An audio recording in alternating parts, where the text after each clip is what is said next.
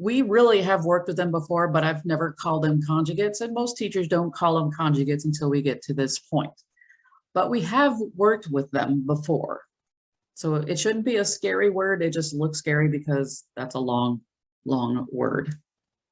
The difference of squares is one of the basic examples of what are conjugates.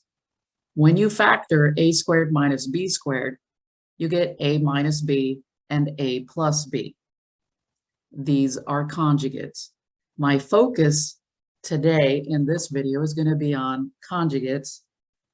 And what makes them conjugates is the fact that notice the A and the A are the same. There's the B. The only thing that's different is one has a minus sign and one has a plus sign. That is the main difference of conjugates. The idea is when you multiply conjugates together, you get a difference of squares, A squared minus B squared. And just to make sure that you put it in your notes, I want to reiterate one more time. The only difference is one of the set of parentheses has a plus sign and the other parentheses has a minus sign. That's the only difference. Does the order of the plus and minus sign matter? The answer is no. I could have, instead of A minus B, A plus B, I could have A plus B, A minus B. Again, notice that the A and B don't change, only that middle sign.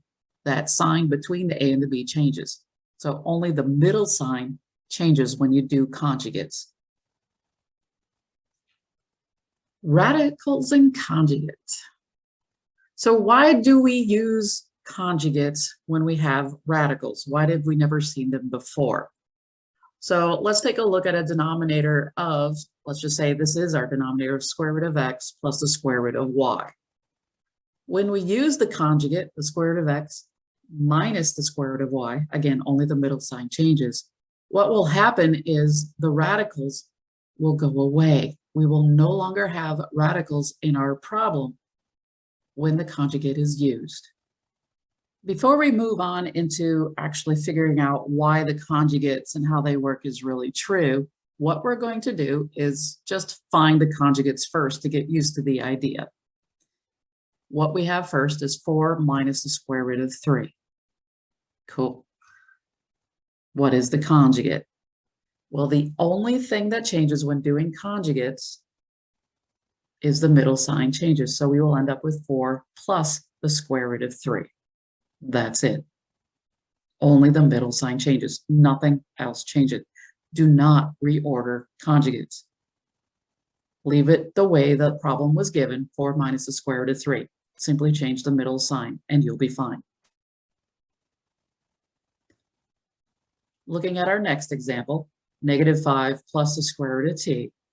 The only thing that changes is that middle plus sign to a minus sign. -5 remains -5. That is it. Just the middle sign changes. Yes, it is this easy, and yes, a lot of students still screw it up thinking that they got to change everything. You only change the sign in between the two terms. That's it. I have the square root of 7 plus the square root of 5. Again, the only thing that changes is the middle sign.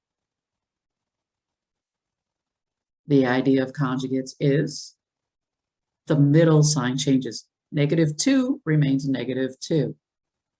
Okay, nothing here changes in front.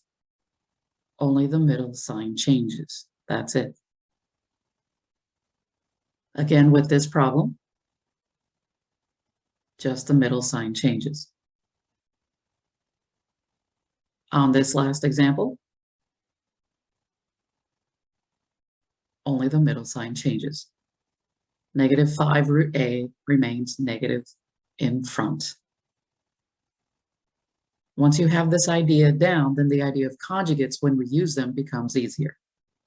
For this last problem in this video, what I'm going to do is not so much do problems with conjugates, because conjugates are used when dealing with two terms in your denominator. That's going to be a separate video. But to understand why the use of conjugates is used, because a lot of students are like, I still don't get it. Okay, fine, let's do a reason as to why we use conjugates. So let's say we have this problem, the square root of 3 minus the square root of x, and I want to find the conjugate of that. Okay, the conjugate is the square root of 3 plus the square root of x. All right, that doesn't tell me anything. So let's work this. What would happen if I multiply the original problem times its conjugate? So let's make a new problem. Now that we found the conjugate of the original, what is the deal with these two when we multiply them? Well, let's try it out. Let's multiply these conjugates together. All right, the next step that I did, as you can see, is just FOIL them together. I did nothing special other than FOIL. The next step, I just basically dropped the parentheses. You could have gone straight to this step if you so wished. Notice that the index on both of these square root of 3's, they're both square roots. The index is 2. I'm going to smush these together. Same thing goes. This is a square root. This is a square root. These get smushed under one radical. Square root, under one radical. Let's do it again. The index is 2. The index is 2. They get smushed under one radical. Again, just going slow.